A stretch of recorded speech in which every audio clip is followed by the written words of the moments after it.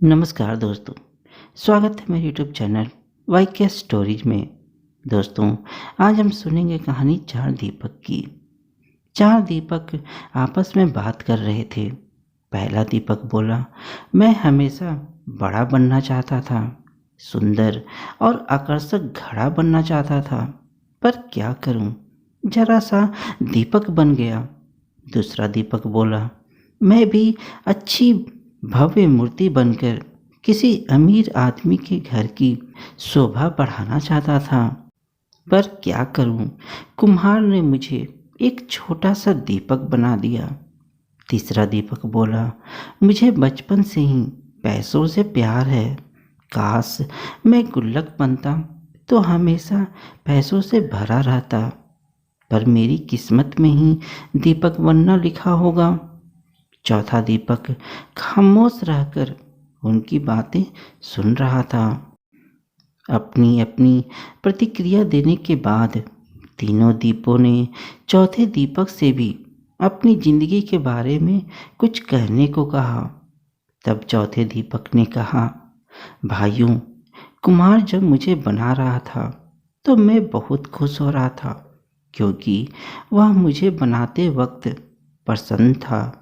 उसने जब मुझे बनाया तो मैं अपने जीवन के प्रति कृतज्ञ हो गया कि मैं एक बिखरी हुई मिट्टी से एक सुंदर दीपक बन गया, जो अंधेरे को दूर करने का साहस रखता है। मैं वो साहसी दीपक हूँ जिसके चलते ही अंधेरा छू मंतर हो जाता है। मैं आभारी हूँ उस कुम्हार का जिसने मुझे ऐसा रूप दिया कि मुझे भगवान के सामने मंदिरों में प्रज्वलित किया जाता है।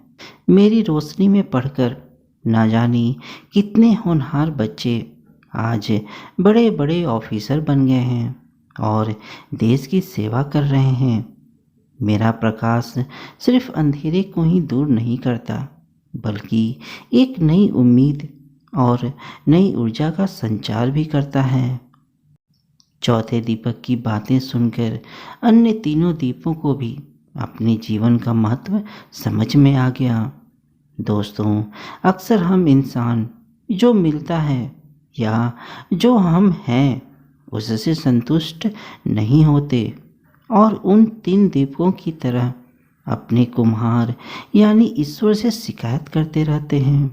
लेकिन अगर हम ध्यान से देखें तो हमारा जीवन अपने आप में बहुत महत्वपूर्ण है और हम जो है उसी रूप में इस जीवन को सार्थक बना सकते हैं।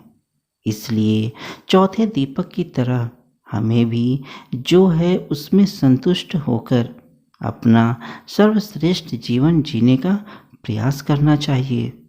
तो दोस्तों, आपको यह कहानी कैसी लगी मुझे कमेंट में ज़रूर बताइएगा। तो दोस्तों, मिलते हैं अपनी अगली कहानी में। तब तक अपना ख्याल रखना। धन्यवाद दोस्तों।